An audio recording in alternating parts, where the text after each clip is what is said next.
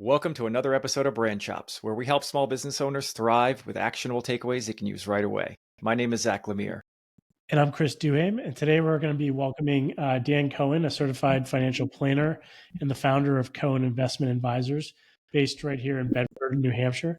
His firm serves clients across the U.S. and internationally. He helps individuals, families, business owners, and executives manage their finances for clarity and confidence, whether it's investment strategies, retirement planning, or wealth preservation. Welcome to the show, Dan. Thank you. Thanks for inviting me on. Yes, Dan, and I know we really wanted to talk a lot about what it's like to establish a brand and a company in a very crowded market like yours. So let's just start at the beginning. Financial advising is a competitive space. So what did you do early on to differentiate your brand from the others? Definitely true. There's so many advisors and very competitive. I think what I did different than many of them is I create original content. So I write articles. I've had close to 50 of them published into various newspapers. We use those articles I write to send out client newsletters. That's kind of the basis of our newsletters. And I think are the types of clients we want to attract and have attracted appreciate the original content that we're writing, that we manage our clients' portfolios. We don't outsource things like that. Clients that work with us deal directly. They know our philosophy and how we think about investing by the original content that we put out.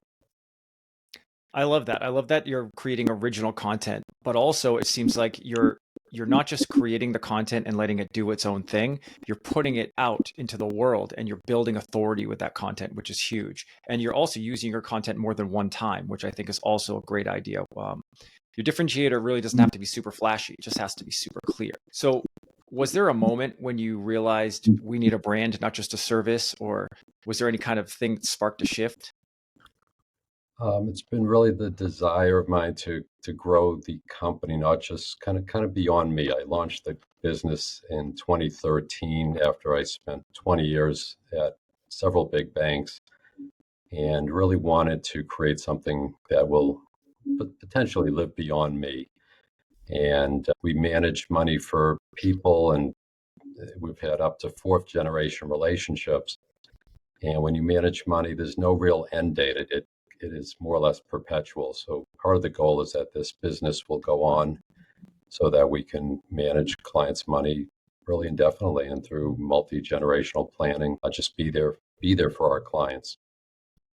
That's so important. I think a lot of clients and just a lot of people in business forget that you are not your brand and that your brand should stand on its own so that it can live without you. And I think that was super important and super smart about you positioning your brand like that and recognizing that it has a life beyond you so that it's not just your everyday. And then when you're gone, it's gone. That's great. So who was your ideal client when you started out and how did your brand help you connect with them a little bit more effectively? I think the ideal client is kind of like where I am now in my life. I'm in my 50s, and let's say mid-career executives, business owners, people in their 40s, 50s, even 60s, who have children. Maybe the children are entering college or they're just planning for college. But at the same time, we're dealing with aging parents. Like my wife and I have parents right around the age of 80. They have their issues they're dealing with. And we have children. I have one child in college and three more to put through college. So many of our clients fall in that kind of the same category where they're facing their own plans for their own future. They're helping get their children through their lives and to become independent. And in many cases, they're burdened in a way with the responsibility to help their parents who are aging and sometimes just not able to take care of their own affairs. And we've helped so many people in that kind of situation. Have you found that your ideal client has sort of changed over time, like when you first started versus now? I would say it hasn't really changed too much since we launched the business. That was really the target market. When I started in the business, a good number of years ago down in Florida, I dealt a lot with seniors. So I've had a lot of experience dealing with the older population and really understand their needs. And then moving to New Hampshire in 2008, just got to know a little bit of a different market, say younger professionals. So I've dealt with a wide range of people throughout different stages in their lives. I think that's important to like just identify your ideal client and kind of stick with it and know what you're good at and who you are good at working with. So I think that's pretty important for anybody to know when they're starting to build out a brand, is to really understand who that ideal client is. So I think that was pretty smart of you to stick with that and not try to bounce around too much. A lot of advisors now, they work almost exclusively on referrals and reputation. I'm assuming you do the same, but do you have any things that you do outside, minus the content development and things like that? Or are there any other things that you do to get out there more? Most of a good portion of our business definitely comes from referral. Our clients have been very loyal and referring to their parents, children, friends, and associates. So a lot of our business definitely comes from client referral, but through marketing, we've grown our business. But I think even more than that, just getting involved in the community. Personally, I serve on 2 different charity boards, and we encourage all of our employees in the company. We have 10. We just hired our 10th person recently, and we actively encourage them to get involved in the community. I think it's important to give back. Our mission is to enhance the lives of those that work with us, for us, and around us, and the community is clearly around us, and we want to give back, and we don't expect it, but it often comes back to us. So I think investing in sponsoring charity events or just putting the time in and getting involved in local charity events makes a big difference. Yeah, I think some people forget that sponsorships and community-driven events are part of your brand. It's a way to market without boldly going out and selling something. And I think it's a nice way to really support other people around you. And once people see that support, they get to know, like, and trust you. And then that becomes another avenue for you to get more business. What are the charities that you're involved in? Currently serve on I'd say the most heavy one I get involved in is the Boys and Girls Club, where I've been on the board of Boys and Girls Club of Manchester for 15 years. So that is a big commitment, and we do a lot of sponsoring different events that they do. I'm also a board member for many years for the Jewish Federation of New Hampshire and past president of that board. Very soon I'll be joining the board of the Derryfield School here in Manchester, where I have two of my kids go to that school. Oh, okay. Very cool. That's great. Is there any things you could pinpoint out as you've been building your brand over the years that you'd maybe do differently, or a mistake that you made that you could pass on to somebody else that's looking to get into this field?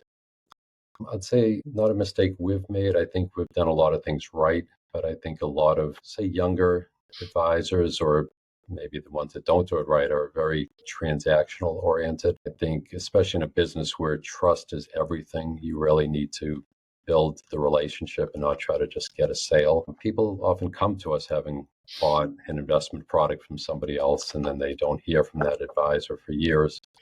They often have high internal expenses, and not, what I'd say, not in their best interest. So we are fiduciaries. It's very important when you're dealing with money, you do what's in the client's best interest. And we even meet with people. We don't charge a fee unless they work with us. So we spend actually a lot of time just consulting with them before we even start the relationship, to make sure it's good for them as well as good for us.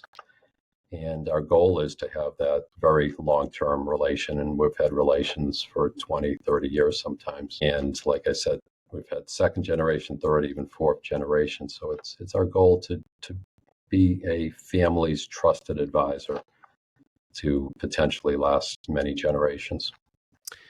Yeah, again, I think that's part of your overall brand, right? Is following through on the promises that you're making to your clients and making sure that you're upholding your fiduciary role. And I think that's important, because I've definitely met some financial advisors that don't do that, for sure. And that's part of their brand too. Like, it can go both ways, positive and negative. So that's great that was something that you guys instill in not only yourself, but also your employees as well.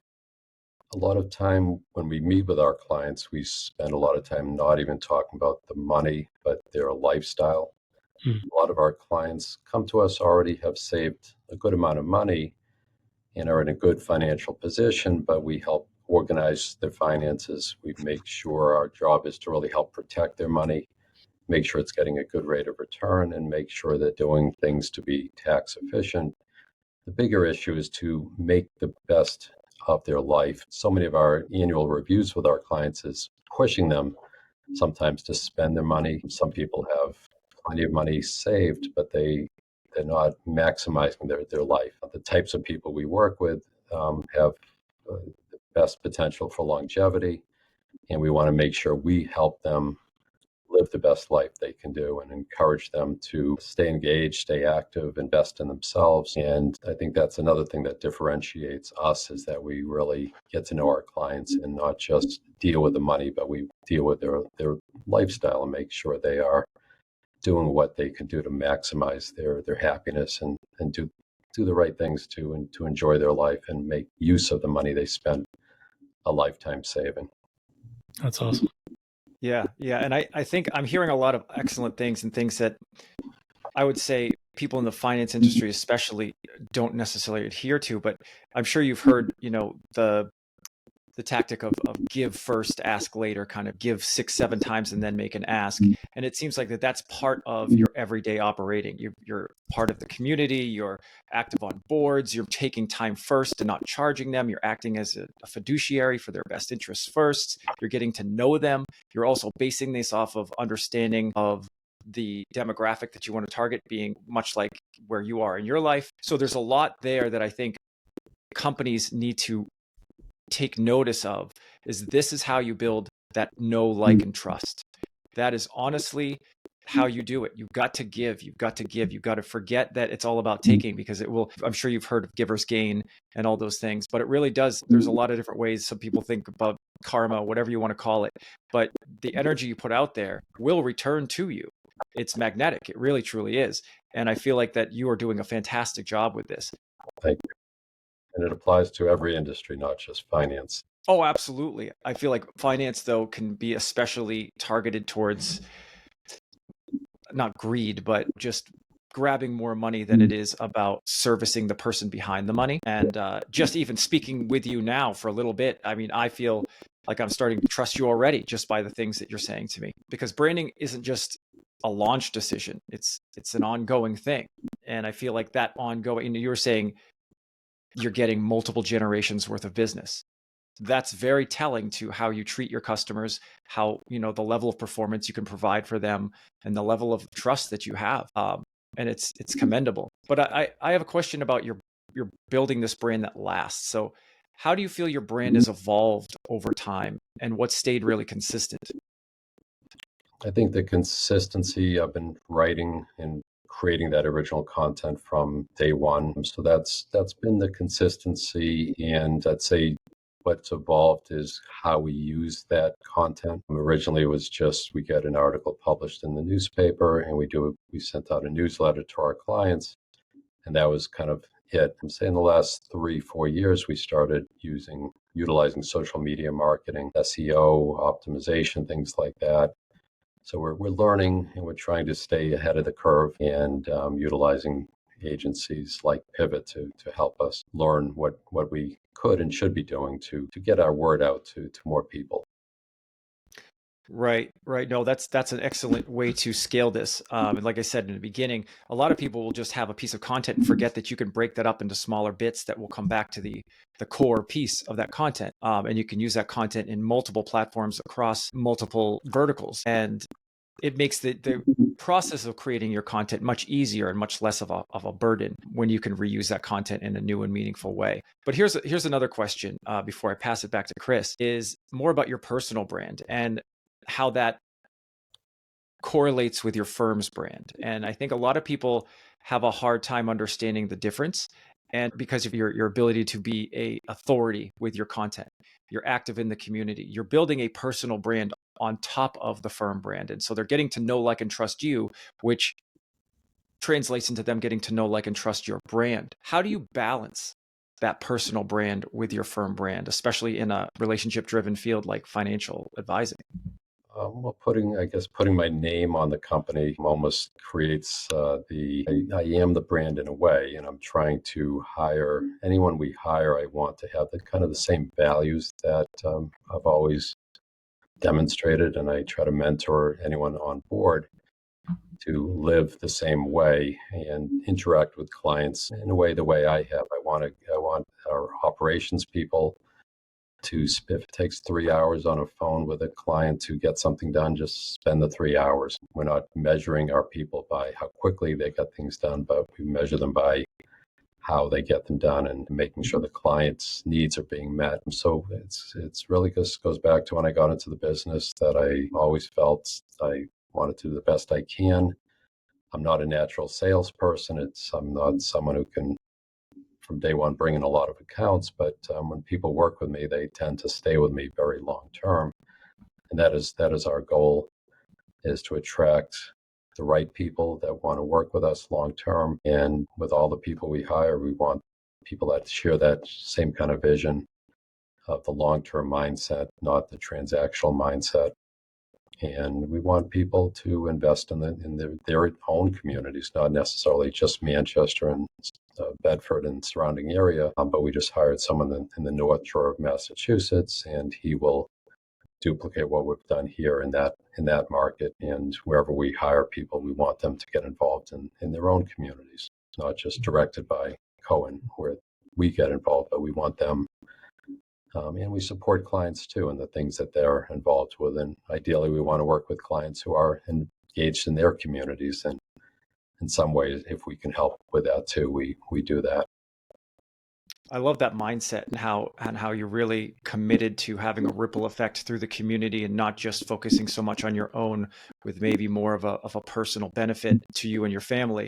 I love that. And again, it just echoes and oozes trust in everything you're saying. So yeah, I think also there's a way to systemize what you're talking about a little bit as well. So to be able to put a little bit of a process in place for new employees that come on, but it's not like your typical system or process, but it's still, there's hey, go out and look for these opportunities in your community is probably one of the first things that you ask them to do, right? So that to me is part of your brand. So it takes time to develop it. It's not expected like day one. I want our employees to get involved in things they're really passionate about. We don't want them getting involved just to get involved for business. I make it very clear it's not for business, but kind of like what you said, Zach, earlier, givers gain. I mean, I have always found that by giving, something comes back. And our business has, every year since we launched it, we've grown our revenue and profits. So we have a model that's worked really well. Every year we've grown at a pretty healthy pace. We've grown employee-wise. We now have 10 people, and we have plans probably in the next 3 to 6 months to hire more. And there's a lot of demand for what we do. And we're fortunate that our clients trust us and stay with us and refer people. And the marketing we're doing is working. So we feel very optimistic.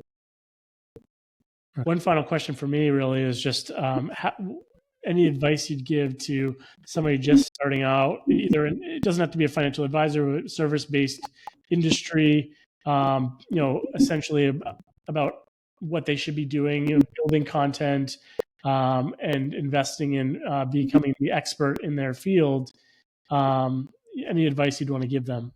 I'd say just don't focus on the transaction. I think you really have to focus on being the resource for the client. Be very knowledgeable in your field and just be a resource. Just give information, help people understand why they're doing what they're doing and whatever, whether it's investments or something else. Just be a resource, build that trust, and people will come and they'll stay loyal. If you give good advice and good service, people are very loyal, and we've built our whole business around that trust and loyalty. And we make sure clients know that we're a resource for them and their family members to reach out and contact us. But I'd say any young person getting in, just be knowledgeable, be a resource. Don't be afraid to share that knowledge with other people. Yeah, and sometimes it's tough to do that, right? Because you're constantly trying to look for the next project or the next thing, and you may look at those sort of activities as a waste of time.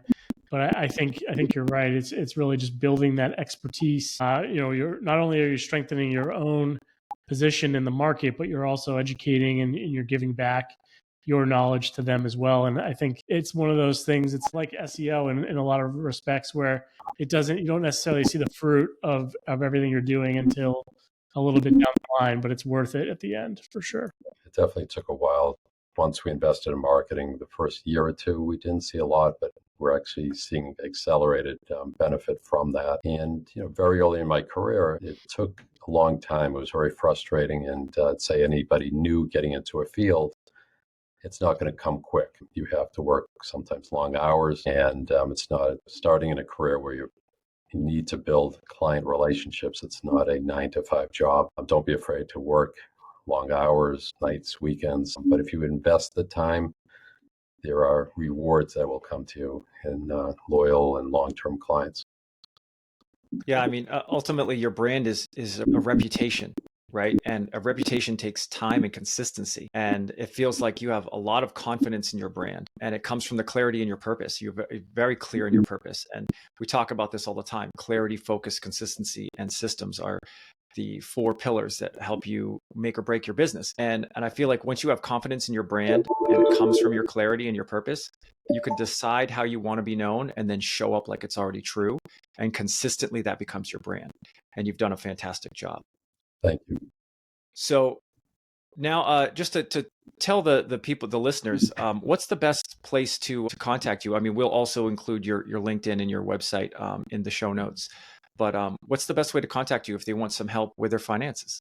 We created a very simple website called investwithcohen.com, so people can remember that. And that's probably the best starting point. On the site is our phone number, a info sheet you can fill out to request information or to set up an appointment. So I'd say our website is a good starting point. And from there, give us a call, send us a message, and we'd love to talk. Yeah, and get to know them, as you said, to see if it's the right fit for both people on both sides. I love that. Well, thank you so much for joining us today, Dan. I think that what you've done to differentiate yourself over the long term in a crowded space, in an industry that has a lot of stigma to it, you've done a great job establishing trust and authority and working through this on the long term. So thank you again for joining us today. And for all of our listeners, join us next time where we'll chop up brands to see what they're made of. Thank you, Zach, and thank you, Chris. Thank you. Brand Chops is brought to you by the fine people at Pivot Creative. Pivot Creative is a full-service branding and marketing agency that partners with businesses to build brands that connect so that every dollar you spend is an investment and not an expense. If you need some branding or marketing guidance, a website, a new brand, or want to learn more about one of the topics we cover on the show, please reach out to us at pivotcreative.com. If you know someone that would benefit from learning more from one of our shows, please share the episode. Visit brand-chops.com. And as always, like and subscribe if you find this content to be helpful. See you next time on Brand Chops, where we chop up brands to see what they're made of.